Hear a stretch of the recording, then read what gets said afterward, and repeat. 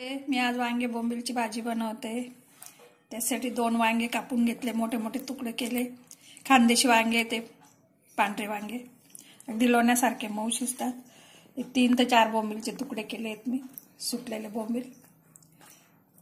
ते आपण एकत्र मिक्स भाजी करणार आहोत। हिवाळ्याची भाजी फारच म्हणजे फार छान लागते भाकरी बरोबर, अगदी ऑथेंटिक आहे वांगे बोंबीलची भाजी।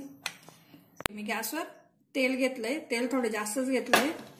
वांग्यांसाठी तेल थोडे जास्तच पाहिजे। आपण तेल तापलं म्हणजे मी फोडणी करते। मोहरी टाकते, जिरं घालते,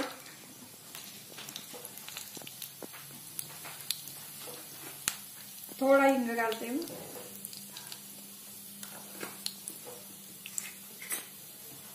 आलं लसूण कांडून घेतलंय, ठेचून घेतलंय मी। 5 ते 6 पाकळ्या लसूणच्या, अर्धा इंच आलं। गॅस स्लो करून घ्यायचा आहे। हात घालते,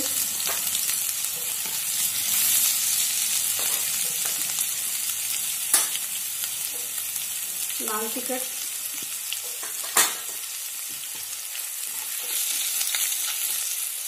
बोंबील चांगले फ्राय करून घेते। त्याच्या तेलामध्ये चांगलं तळून घ्यायचे। ते स्वच्छ करून घेतले मी, त्याचे सगळे पीस वगैरे बारीक काड्या काढून घेतल्या। एका आकाराचे तुकडे करून घेतले।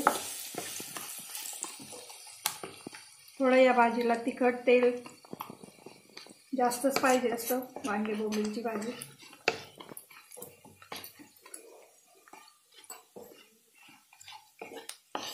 हिवाळ्याची बाजरीच्या भाकरी बरोबर वांगे बोंबील, पिठलं बोंबील।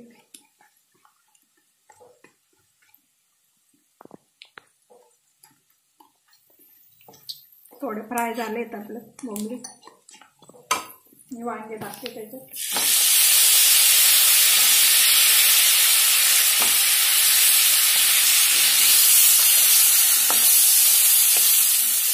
दोन वांगे घेतलेत मी, त्याचे फोडी करून घेतले एकसारखे।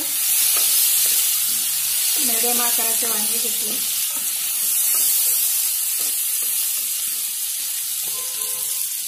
शेंगदाण्याचं कूट करून घेतलं मी, शेंगदाणे भाजून त्याची साल काढून घेतली, त्याची जाडसर पावडर केली। 2 चमचे घालते मी त्याच्यात। जास्त मसाले वगैरे काही वापरत नाही त्याच्यात मी, अगदी साधी सिंपल लवकर होणारी। पाणी घालते मी, अर्धा ग्लास पाणी घालते त्याच्यात।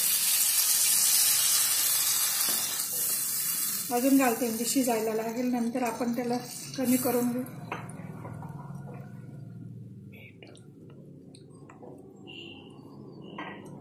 पाणीच घालते, मीठ अगदी थोडं घालते मी, कारण बोंबील खारट असतात।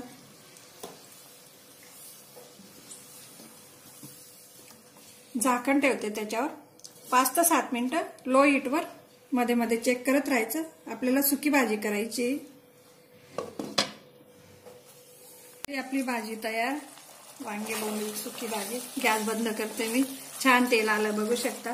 तेलही थोडं जास्त घातलं होतं मी, आणि शेंगदाण्याचंही तेल येतं त्या भाजीला। वांगे बोंबीलची भाजीला तेल भरपूर पाहिजे। रसा भाजी करू शकतात तुम्ही, सुकी भाजी करू शकता। अगदी ऑथेंटिक भाजी। मी सगळ्या पारंपरिक भाज्या, सोप्या साध्या कमी मसाल्यातल्याच भाज्या दाखवते माझ्या चॅनलवर। अगदी घरगुती भाज्या सहज सोप्या करण्यासारख्या। बघू शकता इतकी छान अगदी सुगंध सुटलाय बोंबीलचा। झाली आपली वांगे बोंबीलची भाजी तयार।